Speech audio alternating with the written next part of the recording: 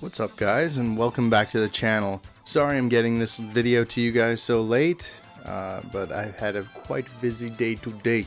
Pretty amazing day we had yesterday between Sony and Nintendo if you ask me.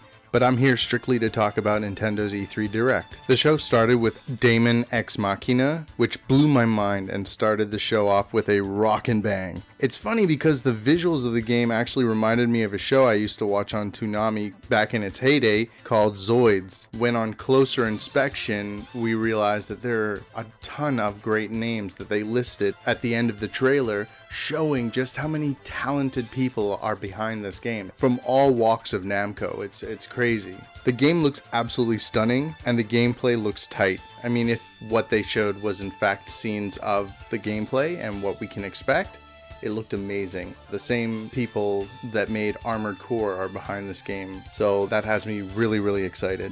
Now I find it quite astonishing how many people found this Direct to be one of Nintendo's weakest to date, when you consider how many great games they showed off, with same-day releases no less. I was actually incredibly surprised that Fortnite was releasing on that day, and for free, which is amazing. But I mean, I guess the other versions are free as well, so I shouldn't have expected any different. It's nice to see, because you don't often see free games on any console. But I guess they do hope that you're gonna spend money on the DLC and whatnot, you know, on their packs, the different packs, and for the V-Bucks and whatnot.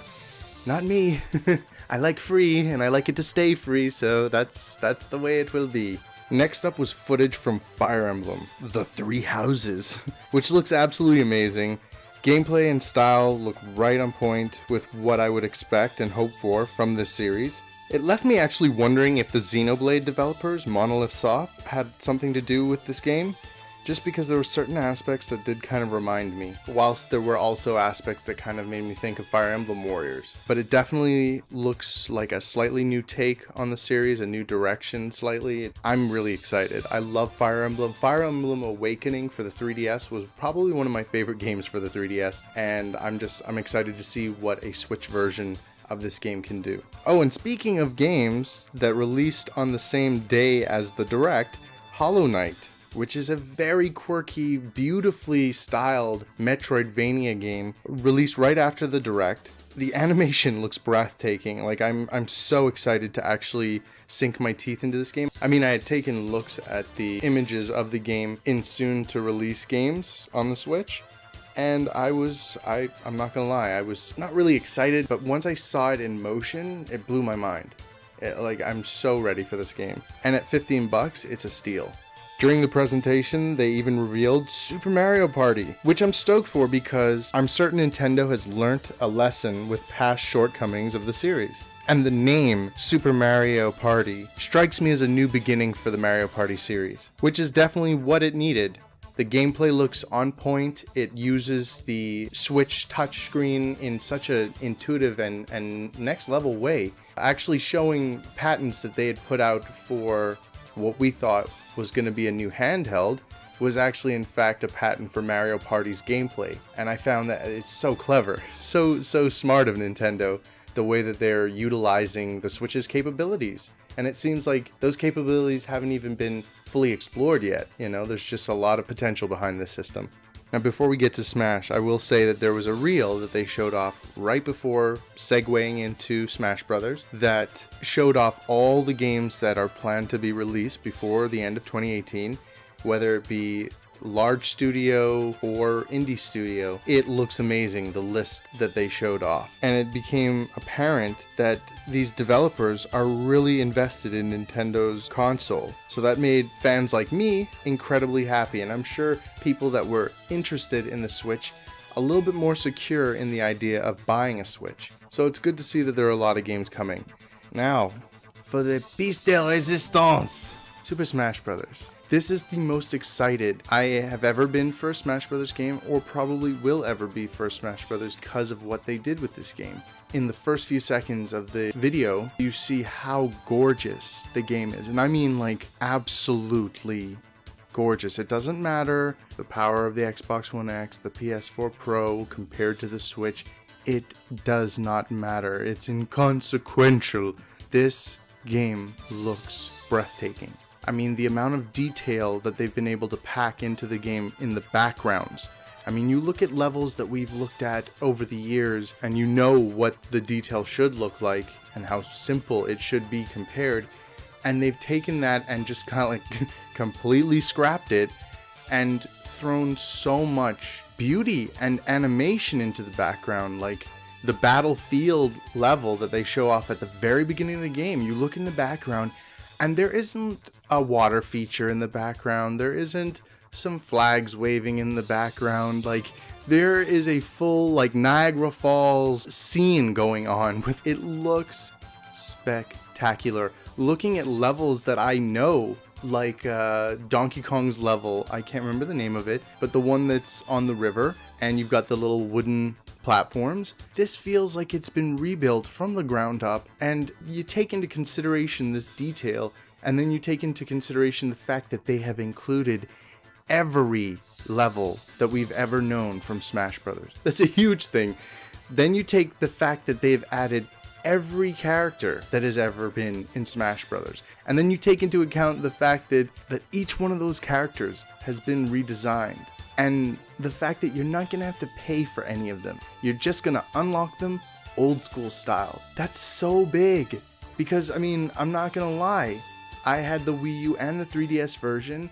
I bought the packs, and just that whole DLC was a cluster of just ridiculousness. We don't know everything about the game yet, but from what they've shown off, they are definitely going in the right direction. Sakurai is putting his heart and his soul into this particular Smash. I don't know if this is his last. I'm sure he's got many more left in him. I'm sure he's passing knowledge on, but it's great that Nintendo has started this partnership with Namco and the Smash Brothers series, because it'll mean that it can continue into the distant future, hopefully. But I'm just incredibly impressed with what I've seen so far. The amount of content is unrivaled. And I mean, Smash Brothers have always been known for having an outrageous amount of content, but this is like all of them packed together into one and times by 10.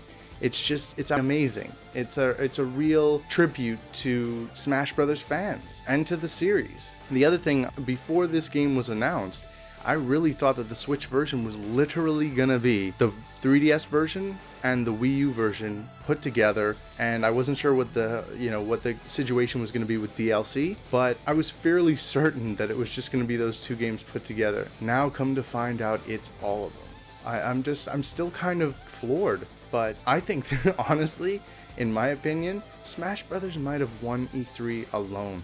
Not to mention, I mean, yes, there's the Inkling. That's amazing.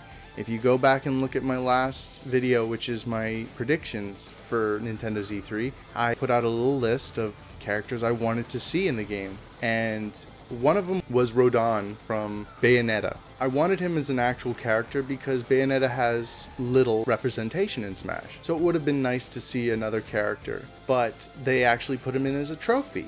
I'll accept that, but my god, when they got to the end of the video and Sakurai was like, oh, we have one more thing to tell you. And we're like, okay, yes, another character, cool. Who's it gonna be? And I had already said in my prediction video, one of the characters, and it happened to be the character. The second I saw Samus and in a Metroid setting, I was like, oh my god, if this is Ridley, I might poop my pants. And you see Mega Man get taken out. Tail. I was like, oh my god, that Tail. I know that Tail. And then Mario gets taken out. Same thing. You see the dragon? I was like, oh my god, it's Ridley. And then you see him. For so long it was a running joke that Ridley would never be in the game. Even my little brother was just like, nah, you're never gonna get Ridley. All these years since the Wii U version, when they allowed people to vote on which character got put in, and they ended up putting Bayonetta, Ridley was who I voted for. And it's because I always saw Ridley as potentially being like a Bowser character, a character that could be really utilized in a neat way. And after seeing how much detail Not only do they have the character model of the Ridley that was in Metroid Other M, but they have a much more realistic rendition of Ridley that I've never seen before. And usually, you know, Smash Brothers games, they follow the games that these characters come from. So to see Ridley looking like this actually has me wondering if this is the design that they're going to use in Metroid Prime 4. I mean, especially considering that Namco Bandai is, you know, working on both games. That's amazing. I mean, that would be amazing if that's actually what ends up happening. Which brings me to a point I actually should have said earlier, but that, you know, with all this content that's in there, you look at how much more love and care has been put into each character according to the series that they're from. It's mind-boggling. For a long time, I wanted to see costumes that were varied as opposed to just changing the color of the costume. And you saw that with Bayonetta, you saw that with Shulk, and I think there was one other character that they did that with. But just to have that be with all characters, that kind of love and care. When I saw the differences between the versions of Ike and, you know, just every character. Mario has his Mario Maker outfit, has his Mario Odyssey outfit. This is fantastic. It'll just add more character to the game that already has almost too much character, you know, like it's really exciting. I think this might end up being my favorite fighting game of all time. All right, I've kind of run on. Let's move on to my disappointments with Nintendo's Direct for E3. I mean, first off, I was so ready to see even a 10 to 20 second gameplay trailer of Metroid Prime 4. Even a cinematic that kind of gave you an idea as to the story of where it's going. To not have anything at all, no word at all, was really upsetting. Hopefully we'll see some footage or something before the end of this year. I'm gonna make a point here with just finishing talking about Smash. Character that I wish would come to Smash Brothers. Waluigi, where art thou? I love Waluigi. I think he's so underrepresented, and he's in almost every game that isn't a main staple Mario game. And this is why I say, you know, I understand why Nintendo doesn't want to put him in a game. I understand that until he has a game of his own, he's not important enough to put in as a main character, but he's utilized as a trophy. I'm really upset to see him in his full Waluigi gear with a tennis racket. I think with Mario Tennis Aces, this would have been a perfect time to have him in his tennis gear, man. Like, how perfect would that have looked? But there's still time before the game releases. Maybe that's a touch that they'll add in, and you never know.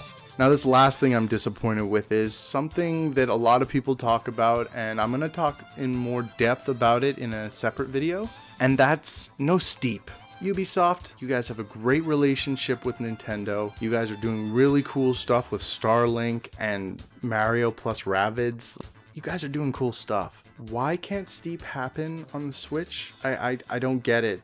The game is pretty, but it's not that pretty. Even if you guys did one mountain and made the next mountain DLC, I don't know how you would do it or how you'd make it work, but it just seems odd. And especially with Nintendo helping you guys, the fact that we didn't get any word has me writing it off. Like, I don't even care anymore. I have Steep on my PS4. It would have been nice to have it on the go, but with this silence, I wonder if you guys are working on 1080 together. Now, that would be next level. Which brings me to a big point. Nintendo, you need to start working on your extreme sports games, because you don't just have one. You don't just have 1080. You have Excite Bike. You have Wave Race. There could be others that you guys could make. You need to make a studio that works solely on these games. Extreme games that cater to a subset of fans, and not just fans of Nintendo, but fans of these genres. Anyway, guys, that is the end of this video. I thank you all for watching. I thank you all for listening, and I hope to see you in the next video. Take it easy, my friends.